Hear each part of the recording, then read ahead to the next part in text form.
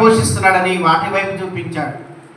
మరి మీరెందుకయ్యా బాధపడతారు, మీరెందుకయ్యా దిగులు పడతారు, మీరెందుకయ్యా చింతపడతారు అని యేసు ప్రభువు చెప్తూ ఒక మాట అన్నాడు. చూడండి, మత్తయి సువార్త 6వ అధ్యాయం 33వ వచనంలో ఇక్కడ అంటాడు, ఇవన్నీ మీకు కావాలని మీ పరలోకపు తండ్రికి తెలియను, మీ పరలోకపు తండ్రికి తెలియను. మనందరికీ ఏది కావాలో దేవునికి తెలుసు. అవునా, నమ్ముతున్నారమ్మా? మీకు ఏది కావాలో దేవునికి తెలుసా లేదా? తెలుసు. సామెత ఉండేదన్నమాట, తీగకి కాయకి తీగ బరువా, కాయకి తీగ బరువా, నీళ్లు పోసినవాడు నారు పోసినవాడు నీళ్లు పెట్టక తప్పదు. కనుక మన సామెత చూస్తాం. మత్తయి సువార్త 6:33లో కాబట్టి ఇప్పుడు అంటున్నాడు, కాబట్టి మీరు ఆయన రాజ్యమును నీతిని మొదట వెదకుడి, అప్పుడు అవన్నీ మీకు అనుగ్రహింపబడు. అంటే మొదటగా మనము ఎవరిని వెదకాలి? ఇక్కడ సీక్రెట్ చెప్తున్నాడు ప్రభు. అంటే మనం ఒక ఆశీర్వదింపబడిన జీవితాన్ని జీవించాలి అంటే, ఈ లోకంలో ధన్యమైన జీవితాన్ని జీవించాలంటే ప్రభు కొన్ని సీక్రెట్స్ మనకు చెప్తున్నాడు. ఆ సీక్రెట్ ఏంటంటే మొదటగా దేవుని రాజ్యాన్ని వెదకాలి. చెప్పండి, మొదటి ప్లేస్ ఇవ్వాలి. ఫస్ట్ ప్లేస్ దేవుని రాజ్యాన్ని మనం వెదకాలి. Whatever I want God to place, I must put him first place. దేవునికి మొదటిగా నువ్వు స్థానం ఇచ్చేది దేనికయ్యా అంటే దేవుని రాజ్యానికి నువ్వు స్థానం ఇవ్వాలి. దేవుని రాజ్యానికి చేరుటకు, దేవుని రాజ్యంలో ఉండడానికి, దేవుని రాజ్యంలో మనందరం ఎప్పుడు కూడా నివసించడానికి మనము ప్రయారిటీ ఇవ్వాలి తప్ప, అందుకని భోజనము పానము కాదు దేవుని రాజ్యం అంటాడు. రోమపత్రికలు అంటాడు, భోజనం కాదు పానం కాదు దేవుని రాజ్యం, నీతి పరిశుద్ధాత్మ యందలి ఆనందం సమాధానము అని చెప్తాడు యేసు ప్రభువు. కాబట్టి దేవుని రాజ్యానికి మీరు ప్రాముఖ్యత ఇవ్వాలి. దేవుని రాజ్యానికి చేరడానికి మీరు ప్రాముఖ్యత ఇవ్వాలి. ఒక సందర్భంలో ఒక వ్యక్తి వచ్చాడు మత్తయి సువార్త 10వ అధ్యాయంలో. అతను ఒక అధికారి, అతను ఒక రిచ్ యంగ్ రూలర్. అతను ఎవరంటే ద రిచ్ యంగ్ రూలర్. ఆయన ఒక ధనవంతుడు, ఒక అధికారి, ఒక యవనస్తుడు. అలాంటి ఒక వ్యక్తి యేసు ప్రభు దగ్గరికి వచ్చి అడుగుతున్నాడు, అయ్యా నేను నిత్య జీవానికి నేను వెళ్ళాలంటే ఏం చేయాలి? నేను నిత్య జీవానికి వెళ్ళాలంటే నేను ఏం చేయాలని పరిగెత్తుకుంటూ యేసు ప్రభు మార్గానికి ఎదురొచ్చి ఆయన మార్గంలో మాట్లాడుతున్నాడు.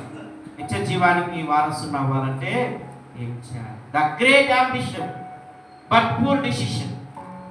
ఆయన చాలా మంచి ఆశతో వచ్చాడు, కానీ ఆయన డెసిషన్లో చాలా దీన స్థితిలో వెళ్ళిపోయాడు. యేసు ప్రభువు చెప్పాడు, మొదట నువ్వేం చేయాలి?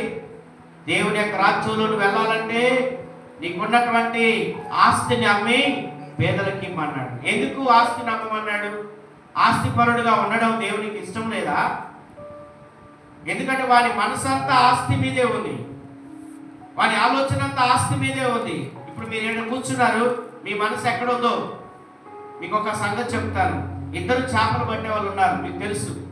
ఈ ఇద్దరు చేపలు పట్టే వాళ్ళు ఒకళ్ళిద్దరు అనుకున్నారట, అరే ఈరోజు నేను చర్చికి వెళ్తాను అని. ఒకడన్నాడట, లేదురా నేను ఈరోజు ఇంట్లో చాలా ఇబ్బందిగా ఉంది, ఇంట్లో ఖర్చు కావాలి, డబ్బులు కావాలి, తినడానికి లేదని వాడు చేపలు పట్టడానికి పోయాడు. చేపలు పట్టడానికి పోతా ఉంటే వాడు చేపలు పడుతున్నాడు, జాలరి ఒక్కటి కూడా పడలా, ఒక్క చేప కూడా పడలా. పడకపోయే వరకు బాధతో ఉన్నాడు, వేదనతో ఉన్నాడు. చర్చికి వచ్చి కూర్చున్నాడు.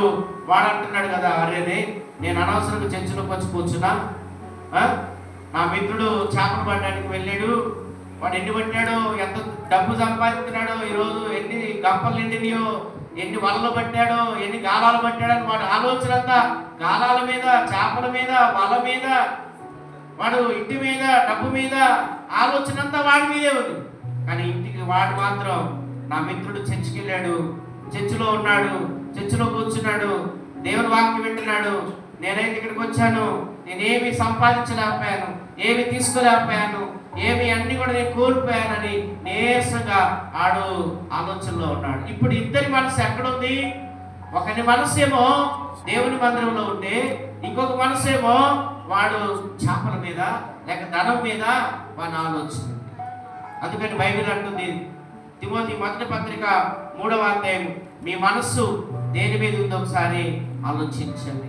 కనుక దేవుని రాజ్యాన్ని పొందేదానికి మనం ఎప్పుడు కూడా ఆత్రపడాలి, ముందుండాలి, దేవుని సన్నిధిలోనికి రావాలి, దేవుని మందిరంలో ఆరాధించాలి, దేవుని వాక్యాన్ని మనము వినాలి. దేవుని వాక్యానికి వింటూ ఆ దేవుని రాజ్యానికి వెళ్ళడానికి ఏమైనా అడ్డంకులు ఉన్నాయేమో, ఏమైనా సమస్యలు ఉన్నాయేమో, ఏమైనా బలహీనతలు ఉన్నాయేమో, ఏమైనా మనలో ఏమైనా దేవునికి అవిధేయతతో కూడిన జీవితం ఉందేమో, ఒకవేళ రక్షణ లేదేమో, మారు మనసు లేదేమో, బాప్తిస్మము లేదేమో, దేవుని సన్నిధిలో మనం రెగ్యులర్గా వస్తున్నామా లేదా, దేవుని మందిరానికి ఇస్తున్నామా లేదనే ఆలోచనతో దేవుని రాజ్యాన్ని పొందే వరకు కూడా మనము పోరాడుతూనే ఉండాలి.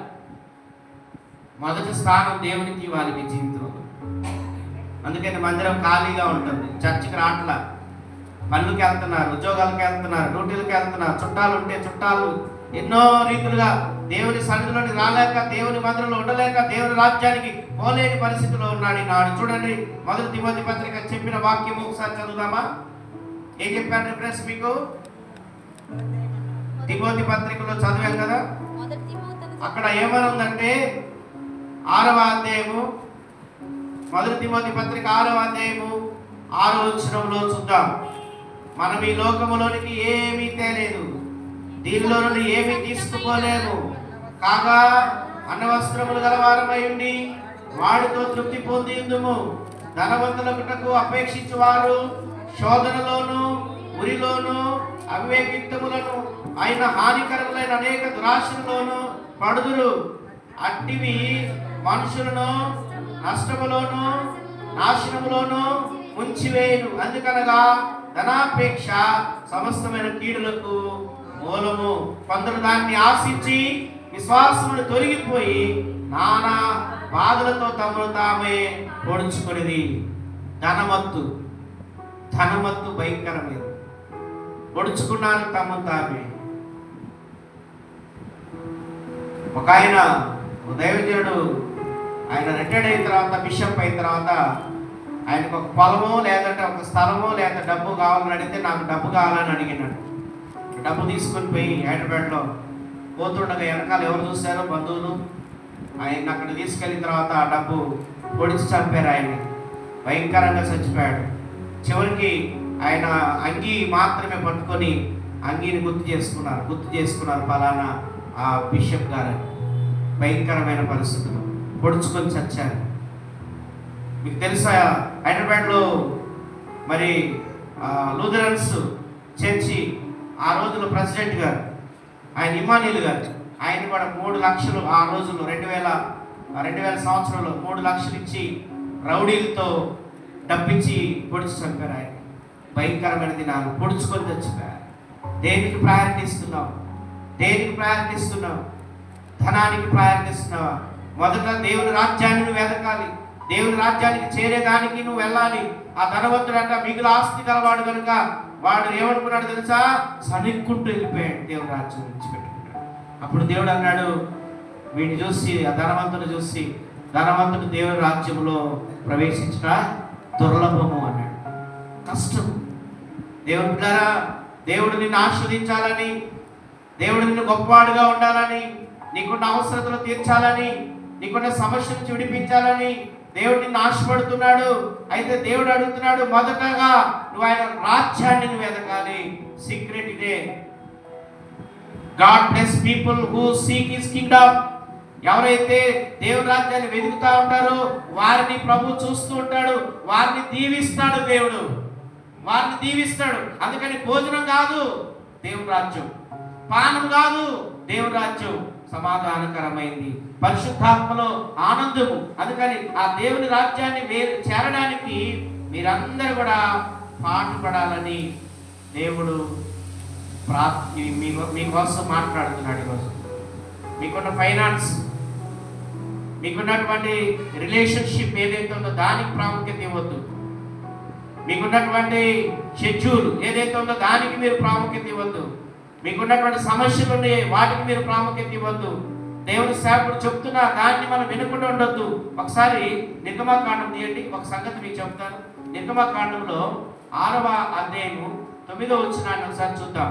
ఆ రోజుల్లో మరి మోషే వాళ్ళ దగ్గర పోయి చెబుతున్నాడు, అయ్యా మీరు దేవుని మాట వినండి అయ్యా, దేవుడు నన్ను పంపాడయ్యా, దేవుని మాట వినండి అయ్యా అని మోషే ఇశ్రాయేలీలతో మాట్లాడుతుంటే 6వ అధ్యాయం 9వ వచనంలో మోషే ఇశ్రాయేలీలతో అలాగూ చెప్పెను. అయితే వారు మనోవ్యకులమును బట్టి కఠిన దాసత్వమును బట్టి మోషే మాట వినరైరి. ఏం చేస్తున్నారండి వాళ్ళు? దేవుని మాట వెంటల్లా. వారికి ఉన్నటువంటి మనోవ్యాకులము, వారికి ఉన్నటువంటి కఠినమైన దాసత్వము. ఈ రోజున మనుషులు అలాగే ఉన్నారు. వ్యాకులతను బట్టి రాలేకపోతున్నారు, సమస్యలను బట్టి రాలేకపోతున్నారు, హృదయంలో వేదనను బట్టి రాలేకపోతున్నారు, దేవుని సన్నిధిలో దేవుని మాట వినలేకపోతున్నారు, దేవుని సేవకుని మాట వినలేకపోతున్నారు. కానీ దేవుని సేవకునికి మాత్రం తీర్పు తీర్చడానికి రెడీగా ఉంటారు. దేవుని సేవకునికి మాత్రం తీర్పు తీర్చడానికి రెడీగా ఉంటారు. మనం ఎవరికి కూడా తీర్పు తీర్చడానికి లేదు, మనకు అధికారం లేదు. దేవుని బిడ్డలారా, మొదటగా దేవుని రాజ్యాన్ని మీరు వెతకండి. ఈ రోజున నీ మనసులో దేనికి ఎక్కువగా ప్రాముఖ్యత ఇస్తున్నావు దాన్ని తీసేసుకొని, ప్రభువే చెప్పాడు, నన్ను వెంబడించగోరిన ఎడలా తాను సిలువను ఎత్తుకొని నన్ను వెంబడించమంటాడు ప్రభు. నా నిమిత్తము దేన్ని ప్రేమించొద్దు అంటాడు. నా నిమిత్తము దేన్ని ప్రేమించొద్దు అంటాడు. దేవుని నిమిత్తము మీరు దేనిని కూడా దేవునికి స్థానం ఇవ్వకూడదు. మీ మనసులో దేవుడే మీ జీవితంలో మొదటి స్థానంగా ఉండాలి. మొదట అని చెప్పాడు ఎవరికి? ఆ శిష్యుడికి. మొదట మీరు దేవుని రాజ్యాన్ని వెతకండి. నిజంగా మీరు వెతుకుతున్నారా? చూస్తున్నారా? ఒక దైవజనుడు అంట రక్షింపబడిన కొత్తలో బయటికి వెళ్ళి దేవుడు రాకుండా స్నేహం చూస్తూ ఉంటాడంట. సిద్ధపడగలిగి రక్షించబడి బాప్తిసం పొందుకొని సేవకు సమర్పించుకొని దేవుని సేవకులు చెబుతుంటే బయటకు వచ్చి వింటుంటాడంట. దేవుడు రాకుండా వస్తుందా అని ఆకాశం వైపు చూస్తున్నాడంట. ఈరోజు మీకు సూచనలు కనిపించలేదా? దేవుడు రాకుండా దగ్గరలో ఉంది అనడానికి రుజువులు కాదా? యెరూషలేము దేవాలయం కట్టబడడానికి సిద్ధంగా ఉంది. ఇప్పటికీ అన్ని రెడీగా ఉన్నాయి. ఆ రోజుల్లో దేవుని యొక్క మందస్సం ఎక్కడుందో కనిపించలా. మందస్సంలో కొన్ని కనపడలా, రాతి పలకలు కనపడలా. రాతి పలకలు ఇప్పుడు ఎతుకుతూ ఉన్నారు. ఎక్కడుంది అంటే నీగ్రో జాతి మన వచ్చింది కదా సొలొమోను దగ్గరికి. ఎవరు? బత్షెబా, అదే మన ఒక రాణి వచ్చింది కదా, షిబా దేశపు రాణి. ఏ దేశం నుండి వచ్చింది? ఆఫ్రికా దేశం నుండి వచ్చింది. ఆఫ్రికా నుండి వచ్చినటువంటి ఈవిడను సొలొమోను పెళ్లి చేసుకున్న తర్వాత ఈవిడ ఆ రాతి పలకలు తీసుకొని పోయిందన్న. ఇప్పుడు రాతి పలకలు ఆ ఆఫ్రికా దేశంలో ఉన్నాయని చెప్తున్నారు, కనుగొన్నారు. వాటిని పట్టుకుని వస్తే యెరూషలేము దేవాలయం కట్టబడుతుంది. మూడవసారి యుద్ధం కూడా రాబోతుంది. యుద్ధం కూడా 10 దేశాల మీద యుద్ధం జరుగుతుంది. ఇప్పుడు మీరు చూడండి, కళ్ళు తెరవండి. 10 దేశాల మీద యుద్ధం. దేవుని రాకడ దగ్గరలో ఉంది. యేసు ప్రభువు మధ్యాకాశానికి వస్తాడు. దేవుని పిల్లలు ఎత్తబడతారు. ఆ తర్వాత 7 ఏళ్ల శ్రమలు ఉంటాయి లోకంలో, భయంకరమైన శ్రమలు. ఒకవైపు మీ కళ్ళెత్తి చూడండి, దేవుని రాకడ సమీపిస్తుందని ప్రభువు చెప్తుండగా మొదట మీరు ఆయన రాజ్యాన్ని, నీతిని వెతకండి. అప్పుడు అవన్నీ మీకు దేవుడు ఇస్తాడు. నేను సేవకులుగా మాకేమి లేదు, అన్నీ కూడా దేవుడి మీద ఆధారపడి వచ్చాం. దేవుడే మాకు ఇస్తున్నాడు. దేవుడే మా పోషకుడు, దేవుడే మా రక్షకుడు, దేవుడే మాకు సంరక్షకుడు. అన్నీ ఆయనే ఇస్తున్నాడు, అన్నీ ఆయనే చేస్తున్నాడు, అన్నీ ఆయనే మా జీవితాలకు సహాయుడై ఉన్నాడు. కనుక మేము ఈ రోజున దేవుని బిడ్డలు ఈ మాట బట్టి చెప్తున్నాము, మీరు కూడా దేవుని రాజ్యాన్ని వెతకండి. ఆ రాజ్యాన్ని పొందే వరకు కూడా మనం ప్రార్థన చేస్తూ, అయ్యా ఈ రాజ్యంలో నేను ప్రవేశించాలి. హెబ్రీయులకు రాసిన పత్రిక, దేవా నీ రాజ్యంలో నేను ఉండాలని చెప్పండి. అందరూ కూడా నీ రాజ్యంలో ఉండినట్లుగా నన్ను నడిపించమని చెప్పండి దేవుని దగ్గర. హల్లెలూయా. దేవుని స్తోత్రం చెప్తామా? హల్లెలూయా. అయ్యా నీ రాజ్యంలో నేను ఉండాలి, నీ రాజ్యంలో నేను ఉండాలి. ఎవరైతే అన్నాడు ఆ యొక్క దొంగ, కుడివైపున్న దొంగ, నీ రాజ్యంలో నేను ఉండాలని ఆశపడ్డాడు, నేను కూడా దేవుని రాజ్యంలో ఉండడానికి కనీసం పాదము చోటు ఉంటే చాలు, పాదము నిలుపు చోటు ఉంటే చాలు. మనకి ఆ సత్యమును మనందరం కూడా దేవుని సన్నిధిలో నేర్చుకోవాలి. అయ్యా నీ రాజ్యంలో నేను ఉండాలి, నీ రాజ్యంలో నేను ఉండాలి ప్రభా, నన్ను ఆ విధంగా నన్ను నడిపించు ప్రభా అని ప్రతి వారు ప్రభు దగ్గర సిద్ధపడాలని మనం చేస్తున్నాం. సిద్ధపడతారా? ఈ రాజ్యంలో నేను ఉన్నట్లుగా నన్ను నడిపించు. హెబ్రీయులకు రాసిన పత్రిక దేవుని యొక్క రాజ్య స్వార్థ ఈ లోకంలో ప్రకటించబడుతుండగా 4వ అధ్యాయం 1వ వచనంలో ఈ విధంగా దేవుని వాక్యం రాయబడి ఉంటుండగా, ఆయన యొక్క విశ్రాంతిలో ప్రవేశించదమని వాగ్దానం ఇంకా నిలిచి ఉండగా, మీలో ఎవడైనా ఒకవేళ ఆ వాగ్దానం పొందకుండా తప్పిపోనేమో అని భయము కలిగి ఉందుము. విశ్రాంతిలో ప్రవేశించదుము అనగా దేవుని యొక్క రాజ్యములో నెమ్మదికరమైన స్థలములో ఉండడానికి వాగ్దానం నిలబడి ఉంది. ఇంకా మీలో ఎవడైనా తప్పిపోతాడేమో భయం కలిగి ఉండండి, భయం కలిగి బ్రతకండి. అయ్యా నేను తప్పిపోకుండా నన్ను కాపాడయ్యా, అయ్యా నేను రాకడలో ఎత్తబడే వారిలో ఉండాలి, నేను విడవబడకుండా నన్ను కాపాడయ్యా. విడవబడితే మహాశ్రమలయ్యా, విడవబడితే భయంకరమైన వేదనలు లోకములో. అలాంటి విడవబడే ప్రజలతో నేను ఉండకుండా ఎత్తబడే గుంపులో నేను ఉండేటట్లుగా ఈ రాజ్యాన్ని నేను వెళ్ళే వరకు కూడా ప్రభా నన్ను సిద్ధపరచు నాయనా అని దేవుని దగ్గర ఆయన రాజ్యం కొరకు నువ్వు సిద్ధపడాలి. అంతేగాని అదో ఆ ధనవంతుడు కనుక తప్పిపోయినట్టుగా, ఆ ధనవంతుడు కనుక దేవుని యొద్ద నుండి దూరం అయిపోయినట్టుగా నీవు ఎన్నడూ కూడా చేయకూడదు. నీవెన్నడూ కూడా చేయకూడదు. యేసయ్యా నేను ఈ రాజ్యానికి వచ్చినట్లుగా నన్ను జ్ఞాపకం చేసుకో. చెప్పండి అందరూ ప్రైజ్ ది లార్డ్. హల్లెలూయా హల్లెలూయా. దేవుని రాకడలో మనందరం ఎత్తబడాలి, దేవుని రాజ్యంలో మనందరం ఎత్తబడాలి. అలాంటి భాగ్యాన్ని దేవుని సన్నిధిలో మనం పొందుకుందాం. స్తోత్రం ప్రభువా, నీ రాజ్య స్వార్థ లోకమంతా వినపడుతుందయ్యా. ఎప్పుడు వస్తావో తెలియదయ్యా. కనుక నన్ను నేను సిద్ధపరచుకుంటాను, నన్ను నేను నీ సన్నిధిలో సిద్ధపరచుకుంటాను. నన్ను జ్ఞాపకం చేసుకోండి. చూడండి ఒకసారి యోబు గ్రంథం, ఆ రోజు ఏం జరుగుతుందో మీకు చెప్తాను.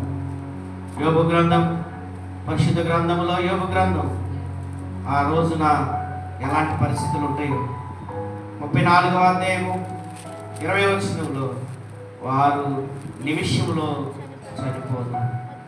మధ్యరాత్రి ప్రజలు కల్లోలములోంది నాశనమవుతారు, బలవంతులు దైవికముగా కొనిపోబడేదారు. ఎలా కొనిపోబడతారు బలవంతులు? దైవికముగా. బలవంతులైన వారు మాత్రమే కొనిపోబడతారు, వారు మాత్రమే దైవికంగా కొనిపోబడతారు, వారు మాత్రమే దేవుని రాకడలో ఎత్తబడతారు, వారు మాత్రమే దేవుని రాజ్యములో ఉంటారు. మనందరం కూడా దేవుని రాజ్యంలో ఉండేదానికి లోకములో మనందరం బ్రతుకుదాం, దానికి మొదటి స్థానం ఇద్దాం. దేవుని రాజ్యానికి ఏదైనా ఆటంకాలు ఉంటే తొలగించుకుందాం. అయ్యా నీ రాజ్యంలో నేను వెళ్ళాలి అనే ఒక తీర్మానం ఈ రోజున మీరు కలిగి ఉండండి. దేవుని రాజ్యానికి చేరేదానికి మార్గంలో ఎన్నో ఆటంకాలు ఉంటాయి.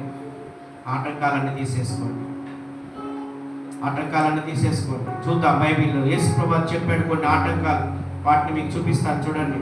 వాటి నుంచి మనము దేవుని రాజ్యంలో ప్రవేశించేదానికి లూకాసు వార్త అందరు తీసి ఒకసారి చదువుకుందాం.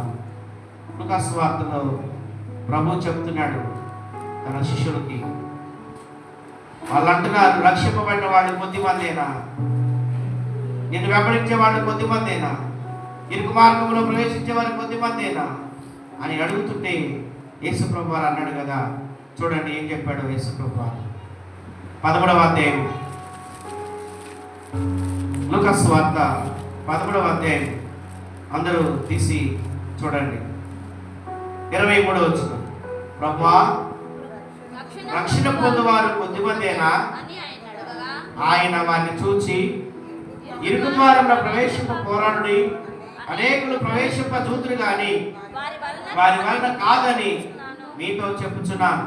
ఇంటి యజమానుడు లేచి తలుపు వేసిన తర్వాత మీరు వెలుపల నిలిచి తలుపు తట్టి, అయ్యా మాకు తలుపు తీయమని చెప్పనారంభించినప్పుడు ఆయన మీరెక్కడ వారు, మిమ్మల్ని ఎరుగనని ఉత్తరం మీతో చెప్పును. అందుకు మీరు, నీ సముఖమందు మేము తిని త్రాగుచుంటిమే, నీవు మా వీధుల్లో బోధించితివే అని చెప్పసాగు. అప్పుడు ఆయన, మీరెక్కడ వారు, మిమ్మల్ని ఎరుగనని మీతో చెప్పుచున్నా, అక్రమము చేయవారు మీరందరూ నా యొద్ద నుండి తొలగిపోండి అని చెప్పు. అబ్రహాము, ఇస్సాకు, యాకోబులను సకల ప్రవక్తలను దేవుని రాజ్యంలో ఉండుటయు. Praise the Lord. మీరెక్కడున్నారు మరి? వెలుపలకి త్రోయబడతాయి. మీరు చూసినప్పుడు ఏడుస్తూ పండు కొరుకుతూ ఉంటారు. మరియు జనులు తూర్పు నుండి, పడమటి నుండి, ఉత్తరం నుండి, దక్షిణం నుండి వచ్చి దేవుని రాజ్యమందు కూర్చుదురు. చాలా దేవుని రాజ్యమందు కూర్చుదురు. ఈ రోజున మనము దేవుని రాజ్యాన్ని వెతుకుతున్నామా? నీతిని వెతుకుతున్నామా? అసలైంది అదే, అవసరమైంది అదే. దేవుని పాదాల చెంత ఉండాలి, దేవుని వాక్యానుసారంగా బ్రతకాలి, రక్షణ పొందాలి. అసలైంది విడిచిపెట్టి కొసరు మనం తీసుకోవడం కాదు. అసలైందే మనం తీసేసుకో ఉంటున్నాం ఈ లోకంలో. దేవుని ద్వారా రక్షణ పొందువారు కొద్దిమందేనా? ఇరుకు ద్వారంలో ప్రవేశించాలని చాలా మంది వస్తారంట, కానీ వారి వలన మరి మనం ఎలా ఉన్నాం చెప్పండి ఒకసారి. మనం మొదటగా దేవుని రాజ్యాన్ని వెతికే వారిగా ఉన్నామా? వారికి మాత్రమే దేవుడు అవన్నీ ఇస్తాడంట, అవన్నీ ఇస్తాడు, వారికి కావలసినవన్నీ ఇస్తాడు. ఈ లోకంలో నువ్వు ఏదైతే అడుగుతున్నావో ప్రభు దగ్గర, నీకన్నీ దేవుడు ఇవ్వాలంటే ముందుగా ఆయన సన్నిధిని వెతుకు. దేవునికి స్తోత్రం చెప్తాం. హల్లెలూయా. ఆయన వెతకండి ముందు. అందుకని ప్రభు చెప్పాడు, వెదకుడి, తట్టుడి, తర్వాత వెదకుడి, తట్టుడి, ఇంకేమన్నాడు? అడుగుడి, ఇవన్నీ నేను మీకు అనుగ్రహిస్తాను. దేవునికి స్తోత్రం చెప్తాం. హల్లెలూయా. మీరందరూ కూడా ఒక వాక్యాన్ని చదువుదాం బైబిల్ గ్రంథంలో. దేవుని బిడ్డలారా చూడండి, పరిశుద్ధ గ్రంథం మనకి ఎంతో చక్కని మాటలు అందిస్తుంది. రెండవ మాట, కీర్తన గ్రంథము 84వ కీర్తన 5వ వచనం. ఎవరిని దేవుడు దీవిస్తాడు? మొదటగా ఆయన రాజ్యాన్ని వెతికే వారిని మాత్రమే దేవుడు దీవిస్తాడని చెప్పాడు. రెండవదిగా 84:5, నీ వలన బలమునందు మనుషులు ధన్యులు, యాత్ర చేయు మార్గములు వారికి అతి ప్రియములు. ఎవరి వలన బలము నొందేవారు ధన్యులు? ఎవరిని దేవుడు ధన్యులు అంటున్నాడు ఇక్కడ? ఎవరిని దేవుడు భాగ్యవంతులు అంటున్నాడు? ఎవరైతే దేవుని మీద ఆధారపడతారో, దేవుని శక్తి మీద ఆధారపడతారో వారే ధన్యులు, వారే భాగ్యవంతులు. నీ శక్తి మీద నువ్వు ఆధారపడినంత సేపు, నీ బలాన్ని నమ్ముకున్నంత సేపు, నీ బలాన్ని దేవతగా నమ్మినావు, నీ శక్తిని దేవుడుగా నమ్మినావు, నీ కడుపుని దేవుడుగా నమ్మినావు, అంతసేపు నీ జీవితంలో నీకు ఏది రాదు. కానీ ఇక్కడ God bless people who depend on his power, on his power. దేవుని శక్తి మీద ఆధారపడే ప్రతి ఒక్కరిని దేవుడు దీవిస్తున్నాడు. మనమైతే మన శక్తి మీదనే ప్రయాసపడతాం. అందుకని బైబిల్ చెప్తుంది, శక్తి చేత కాదనెను, బలముతో ఇది కాదనెను. శక్తి చేత కాదనెను, బలముతో ఇది కాదనెను, నా ఆత్మ ద్వారా దీని చేతునని యెహోవా సెలవిచ్చెను. శక్తి చేత కాదనెను, బలముతో ఇది కాదనెను, శక్తి చేత కాదనెను, బలముతో ఇది కాదనెను. కాబట్టి దేవుని మీద ఆధారపడి, దేవుని శక్తి మీద ఆధారపడే ప్రతి ఒక్కరిని దేవుడు దీవిస్తాడు, వారికి అన్ని ఇస్తాడు ఆయన. జీవజలముల వారను నాటబడిన చెట్టు ఎలాగైతే ఎదుగుతుందో, వేరు తన్నుతుందో, ఎదిగి ఫలిస్తుందో, దాని నీటి వాసన చేత అది ఎలాగైతే శక్తి పొందుతుందో, నీటి వాసనతో మనం కూడా దేవునిలో జీవాన్ని పొందుకుందాం. ఆమేన్. దేవుని శక్తిని పొందుకుందాం. ఆమేన్. జీవజలముల వారను నాటబడదాం. ఆమేన్. దేవుని యొక్క బలాన్ని పొందుకుందాం. హల్లెలూయా. అందుకని ఇర్మీయా గ్రంథం 17వ అధ్యాయం 7వ వచనంలో, వాడు యెహోవాను నమ్ముకొని వాడు ధన్యుడు. ఇర్మీయా గ్రంథం 17:7 చూడండి. యెహోవాను నమ్ముకొని వాడు ధన్యుడు. వాడు ఎలా ఉంటాడట? జలముల యొక్క నాటబడిన చెట్టు వలె వాడు ఉంటాడు. కాలువల యొక్క నాటబడి వేడి తన్నును, వెంట కలిగినను భయం లేదు, చింత లేదు, తాపమానదు. చూడండి, ఏ దిగులు లేదు. ఎందుకంటే దాని శక్తి ఎలా ఉందంటే నీటి కాలంలో వారన నాటబడి ఉంది. The more I depend on God, the more God bless me. దేవుడు నిన్ను దీవించుగాక. హల్లెలూయా, హల్లెలూయా. నేను ఎంతగా దీవిస్తాడంటే నీటి కాలంలో వారు నాటబడిన చెట్టులాగా నువ్వు వేరు తన్నుతావు, ఎదుగుతావు, పెద్ద వృక్షంగా నువ్వు దీవించబడతావు. కొమ్మలతో రెమ్మలతో సుశాలమైనటువంటి ఒక వృక్షముగా దేవుడు నిన్ను దీవిస్తాడు. కనుక మనం దేవుని మీద ఆధారపడాలి. మన మీద మనం ఆధారపడితే ఉపయోగం లేదు. దేవుని మీద మనం ఆధారపడాలి. కొంతమంది అనుకుంటారనమాట కడుపే దేవుడు అనుకుంటారు, కొంతమంది అనుకుంటారు వారి యొక్క చేతులతో పనే దేవుడు అనుకుంటారు. కానీ అది కాదు మనం చేసేది. దేవుని మీద మనం ఆధారపడదాం. ప్రభువా నీవే మా దిక్కు అని చెప్తాం. అయ్యా నువ్వే మా సహాయం అని చెప్తాం. అయ్యా మేమందరం కూడా ఒట్టి పాత్రలమయ్యా నీ సన్నిధిలో. చెప్పండి, ఒట్టి పాత్రలమయ్యా నీ సన్నిధిలో. అయ్యా మమ్మల్ని నీ మహిమతో నింపయ్యా, మహిమైశ్వర్యంతో నింపయ్యా. మేమందరం వేస్ట్ అయ్యా, ఒట్టి పాత్రలుగా ఉన్నాం. 2 కొరింథీ 4వ అధ్యాయంలో పౌలు అదే అంటాడు. 2 కొరింథీ 4 బైబిల్ తీసుకోండి. మేము ఒట్టి పాత్రలమయ్యా. అయ్యా ఈ మంటి ఘట్టంలో ఐశ్వర్యాన్ని మాకు ఇచ్చావయ్యా, నీకు స్తోత్రం. అంటే నీ మహిమను మేము పొందుకొని, నీ శక్తిని మేము పొందుకొని బ్రతుకుతున్నాం. మనందరం ఒట్టి పాత్రలుగా కూర్చుంటే దేవుడే మనలో ఆయన జీవాన్ని, ఆయన శక్తిని, ఆయన బలాన్ని, ఆయన మహిమను మనలో ఉంచినప్పుడు మనం నిండుగా ఉంటాం, శక్తితో పొందుకుంటాం. 2 కొరింథీ 4వ అధ్యాయం 10వ వచనం చూడండి. 2 కొరింథీ పత్రిక 4వ అధ్యాయం మంటి ఘటములో అంటాడు, ఈ మహిమైశ్వర్యము మాకు కలదు. మనం దేవుని యొక్క సన్నిధిలో మనము ఆధారపడాలి. ప్రతి ఒక్కరు కూడా దేవుని దగ్గర మనము ఆధారపడదాం. మనలో మనం కాదు. 2 కొరింథీ పత్రిక ఎంత 4:7 అయినను ఆ బలాధిక్యము చెప్పండి మా మూలమైనది కాక. అందరు చెప్పండి, మా మూలమైనది కాక, మా మూలమైనది కాక దేవుని దయ ఉన్నట్లు మంటి ఘట్టములలో ఐశ్వర్యం మాకు కలదు. అందుకని మేము ఎటుపోయినా మాకు దేవుడు సహాయం చేస్తున్నాడు. ఎటుపోయినా శ్రమ పడుతున్నా, ఎటుపోయినా అపాయంలో ఉన్నా, ఎటుపోయినా తరమబడుతున్నా, ఎటుపోయినా పడద్రోయబడుతున్నా మేము నశించం. మేము ఎప్పుడు ఉపాయం లేని వారు కాము. ఎందుకంటే 10వ వచనంలో యేసు యొక్క జీవము మా శక్తి. అంతే, మాకు బలాన్ని ఇస్తుంది యేసు జీవం. అంతేనా? ఆయన జీవం మాకు బలాన్ని ఇస్తుంది. లేకపోతే మనం ఒట్టి పాత్రలం, మంటి పాత్రలో మనం ఆయన శక్తి ఇచ్చాడు. కనుకనే మనం దేవుడు ఓటి కొండలుగా చేయకుండా, పగిలిపోయిన కొండలుగా చేయకుండా దేవుడిని వాడుకుంటున్నాడు. ఈ రోజున ఆయన శక్తిని ఇచ్చాడు కనుకనే, ఆయన బలం ఇచ్చాడు కనుకనే, ఆయన మహిమైశ్వర్యం నీలో ఉన్నది కనుకనే నువ్వు ఈ లోకంలో ఉన్నావు, ఆయన పాత్రగా ఉన్నావు. అంతేగాని మనది కాదు.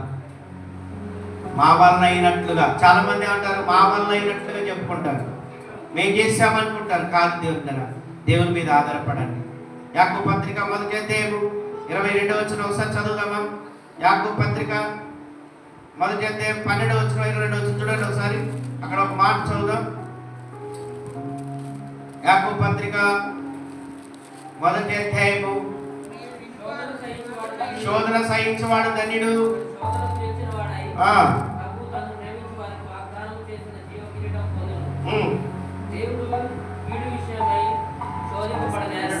దేవుడు 22 చూడయా, మీరు వినువారు మాత్రమే ఉండి మిమ్మల్ని మీరు మోసపుచ్చుకోకుండా వాక్య ప్రకారం ప్రవర్తించువారనై ఉండి, ఎవడైనా వాక్యమును వినువాడై ఉండి దాని ప్రకారం ప్రవర్తించిన వాడైతే వాడు అద్దములో తన సహజ ముఖమును చూసుకుని మనుషుని పోలి ఉన్నాడు. ఊరికి చూసుకోవటమేంట, అద్దంలో చూసుకొని పోవటమే. వినేవాడు అంతే, వాక్యం వింటున్నారు, పోతున్నారు, అద్దంలో చూసుకొని పోతున్నారు, వాక్యానుసారంగా నడవడం లేదు అంటున్నాడు. వాక్యానుసారంగా నడుచుకుంటే దేవుడు మనల్ని ఆశీర్వదిస్తాడు. ఇలాగే ఒక సంఘం ఉందంట, పాత రోజుల్లో గంట కొడితేనే చర్చికి వస్తారంట. ఎవరైనా చనిపోతే గంట కొడతారంట. ఎప్పుడో ఒకసారి గంట కొడితే చచ్చిపోయినట్టు అన్నది. ఆ సంఘంలో అయ్యగారు ఎంత చెప్పినా చర్చికి రావట్లేదంట. ఒకరోజు కోపం వచ్చి గంట కొడుతున్నట్ట గట్టిగా, గన్ గన్ గన గన గన గన కొడితే ఊరంతా వచ్చారంట. ఊరంతా వచ్చేసరికి ఎవరు చనిపోయారు ఏంటంటే రండి చూడండి అంటున్నాడంట అందరూ. ఇలాగే ఒక పెద్ద టేబుల్ మీద లోపల ఆ లోపల బాక్స్ చేయించి పెద్ద అద్దం పెట్టి ఆ బాక్స్లో అద్దం పెట్టి రండి చూసుకోకపోయింది అంటే వరుసన క్యూలో వచ్చినారంట. అందరు వరుసన ఒక్కొక్కరు వస్తున్నారంట, చూస్తున్నారంట, చూసుకొని వాళ్ళ ముఖం వాళ్ళే చూసుకొని పోతున్నారంట అద్దంలో. అప్పుడు పాస్టర్ గారు అక్కడే కూర్చొని చూసుకున్నారా, ఏం లేరుగా, ఎవరు లేరుగా బాక్స్లో, మేమే కనపడుతున్నావుగా, వాళ్ళ ముఖాలు వాళ్ళే చూసుకొని అందరూ పోయారంట. చచ్చింది ఎవరు కాదు, ఎవరు చనిపోయారు, ఎవరో చనిపోయారని వచ్చారు, మీరే చనిపోయారు. మీరు దేనికి ప్రాముఖ్యత ఇవ్వట్లేదు, దేవునికి మీరు ప్రాముఖ్యత ఇవ్వట్లేదు, దేవుని వాక్యానికి మీరు ప్రాముఖ్యత ఇవ్వట్లేదు. అందుకని యేసు ప్రభువు అంటాడు ఆ పరిశీలతో, మీలో నా వాక్యమునకు చోటు లేదు. 8వ అధ్యాయం యోహాను వార్తలు అంటాడు. కనుక దేవుని పిల్లలు, దేవుడు మనల్ని ఆశీర్వదించాలంటే మొదటిగా దేవుని రాజ్యాన్ని వెతకాలి, రెండవదిగా దేవుని మీద డిపెండ్ అవ్వాలి, దేవుని శక్తి మీద డిపెండ్ అవ్వాలి. అంతేగాని మన శక్తియుక్తులు దేనికి పనికిరావు. చెప్పండి, మన శక్తియుక్తులు దేనికి పనికిరావు. ఏది కూడా మనం ఉన్నామంటే దేవుని యొక్క దయ, ఆయన పెట్టిన భిక్ష, ఆయన పెట్టిన జీవితం, ఆయన ఇచ్చిన పిల్లలు, ఆయనకి ఇచ్చిన ఉద్యోగం, ఆయనకి ఇచ్చిన వ్యాపారం, ఆయనకి ఇచ్చినటువంటి ఇవన్నీ దేవుని దానములే. హల్లెలూయా చెప్పండి అందరూ, హల్లెలూయా. యెహోవా దానం అని చెప్పండి. ఎవరిచ్చినండి నీకు? దేవుడిచ్చిన దానము, దేవుడిచ్చిన బహుమానము, దేవుడిచ్చిన గిఫ్ట్. కనుక దేవుని యొక్క దానాన్ని బట్టి దేవునికి స్తోత్రం చెప్దాము. హల్లెలూయా, హల్లెలూయా. చివరిగా ఈ లోకంలో మనం దీవించబడాలంటే గొప్పవారిగా ఒక మాట ప్రభు చెప్తున్నాడు మనకి. ఏంటంటే, God bless people who live for his glory. ఎవరైతే దేవుని యొక్క మహిమ కొరకు బ్రతుకుతారో, దేవుని మహిమ కొరకు బ్రతుకుతారో వారిని దేవుడు దీవిస్తాడు. దేవుని మహిమ కొరకే, దేవుడు మహిమ పరచబడినట్లుగా, దేవుడు మన ద్వారా, మనం ఎక్కడున్నా దేవుడు నీ ద్వారా కనపరచబడితే నీ జీవితం ఎప్పుడు కూడా 3 పూలు 6 కాయలుగా ఈ లోకంలో వెలుసిల్లుతుంది. దేవుడు మహిమపరచబడాలి నీ ద్వారా. అందుకని బైబిల్ అంటుంది, శరీరమందునను శరీరము విడిచినను దేవునికి ఇష్టలుగా మనం బ్రతకాలి. దేవుని స్తోత్రం చెప్పండి, హల్లెలూయా. చనిపోయినా కూడా దేవుని నామము కనపరచబడాలి నీ ద్వారా. ఎలీషా చనిపోతే ఆయన పాతి పెట్టారు. ఆయన శవాన్ని పాతి పెట్టిన కొన్ని రోజుల తర్వాత ఆయన యొక్క శల్యాలలో, అంటే ఆయన యొక్క ఎముకలన్నీ అలాగే అయిపోయి కొన్ని సంవత్సరాల తర్వాత అదే ఆ సమాధిలో వేరే ఒక్కడిని తెచ్చిపెట్టారంట. అందులో పెడితే ఎముకలు తగిలి, ఎలీషా యొక్క ఎముకలు తగిలి ఆ సైనికుడి యొక్క శవం లేచి కూర్చుందట. అంటే ఎముకల్లో కూడా జీవం, ఎముకల్లో కూడా శక్తి. దేవుని మహిమ కొరకు మనం ఎక్కడున్నా బ్రతకాలి. హల్లెలూయా చెప్పండి, హల్లెలూయా. దేవుని మహిమ కొరకు నువ్వు బ్రతకాలి, దేవుని మహిమ కొరకు నువ్వు బ్రతకాలి. దేవుడు నీ ద్వారా ఘనపరచబడాలి, దేవుని నామము నీ ద్వారా అవమానపరచబడకూడదు, దేవుని నామము నీ ద్వారా ఎక్కడ కూడా హేళన చేయబడకూడదు. దేవుని నామము ఎప్పుడు కూడా నీ ద్వారా ఘనపరచబడే విధంగా నీవు జీవించాలి. దేవుని నామము పరిశుద్ధమైనది, దేవుని నామము జీవమైనది. చూడండి, సమూయేలు 2వ గ్రంథం, దేవుని నామము దూషింపబడితే దేవుడు ఎంత నొచ్చుకుంటాడో చూడండి. అందరూ బైబిల్ తీసి చూసుకోండి. 2వ సమూయేలు గ్రంథము 12వ అధ్యాయము, 2వ సమూయేలు గ్రంథము 12వ అధ్యాయము 14వ వచనం. అయితే ఈ కార్యము వలన యెహోవాను దూషించుటకు ఆయన శత్రువులకు నీవు గొప్ప హేతువు కలగజేసితివి కనుక నీకు పుట్టిన బిడ్డలు నిశ్చయముగా చచ్చునని దావీదుతో చెప్పి తన ఇంటికి వెళ్ళి. ఏమయ్యో నువ్వు, జాగ్రత్త.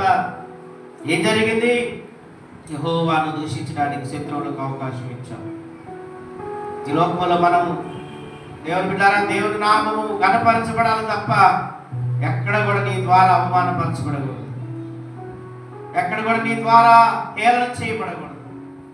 నేను చెప్పాను లేవియకాండంలో 24వ అధ్యాయంలో మీకు చెప్పాను. లేవియకాండం పిల్లలు కూడా ఉన్నారు కదా, చూడండి. ఇప్పుడు ఎక్కడ కూడా మీరు దేవుని నామాన్ని దూషించకూడదు. అందరూ తీయండి లేవియకాండం 24:10 అందరూ తీసి చూడండి. దేవుని నామము ఘనపరచబడాలి. అతడు నన్ను ప్రేమించుచున్నాడు కనుక నేను అతన్ని తప్పిస్తాను, అతడు నా నామము ఎరిగిన వాడు కనుక నేను అతన్ని ఘనపరుస్తాను. దేవుని నామము మనం ఎప్పుడు కూడా ఘనపరిచే రీతిలో మనం ఉండాలి, మన జీవితం ఉండాలి, మన ప్రవర్తన ఉండాలి. మన భవిష్యత్తులో దేవుడు నిన్ను గొప్పగా చేస్తాడు. ఒక దానియేలులాగా నిన్ను దీవిస్తాడు, ఒక యోసేపులాగా నిన్ను దీవిస్తాడు.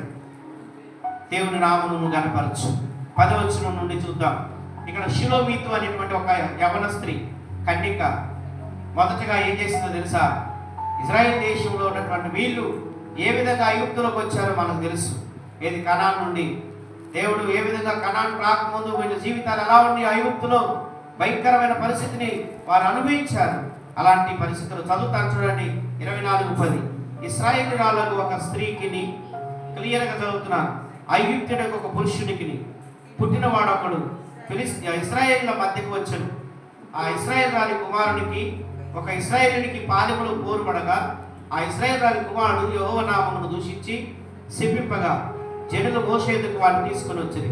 వాడి తల్లి పేరు షిలోమీతు. ఆమె దాను గోత్రికుడు అయిన దిబ్రి కుమార్తె. యెహోవా ఏమి సెలవిచ్చినో తెలుసుకునే వరకు వాడిని కావలిలో ఉంచింది. అప్పుడు యెహోవా మోషేకి ఇలాగ సెలవించు, శపించిన వాడిని పాలెం వెలుపలకు తీసుకుని రమ్ము.